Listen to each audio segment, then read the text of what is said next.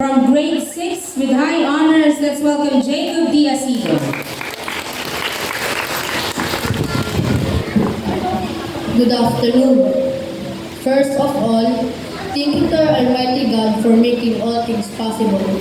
Thank you to our directress, Dr. Melinda T. Marlangit, who is still having her vacation in the United States. Thank you to our student, Mrs. Cara and Marcelo, our beloved teachers who guide for us throughout our elementary life. Our guest speaker, Mutuk Tan, who has their accomplishments. And the biggest thank you goes for our parents who supported us. This success is also yours. For you have given us the freedom to dare, the courage to excel, and the faith that we will achieve the best in every possible way. We are the class of 2023 to 2024.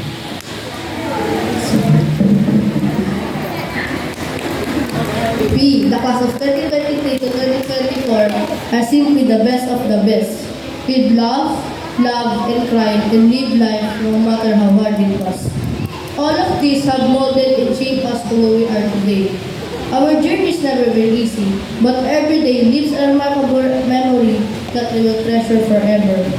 Once again, thank you to our Almighty God, our supportive parents, our teachers and our cherished friends and classmates, our teachers and staff, and everyone who never left our side as we journey through this challenging.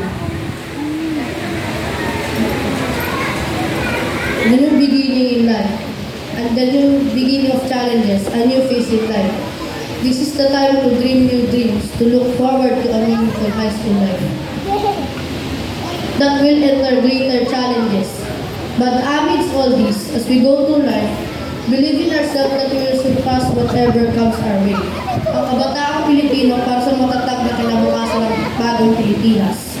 We are the class of 2023 to 2024. Congratulations everyone. May we go forth to prevail. Matyaga lang tayo at mararating tayo. Mabuhay tayong lahat.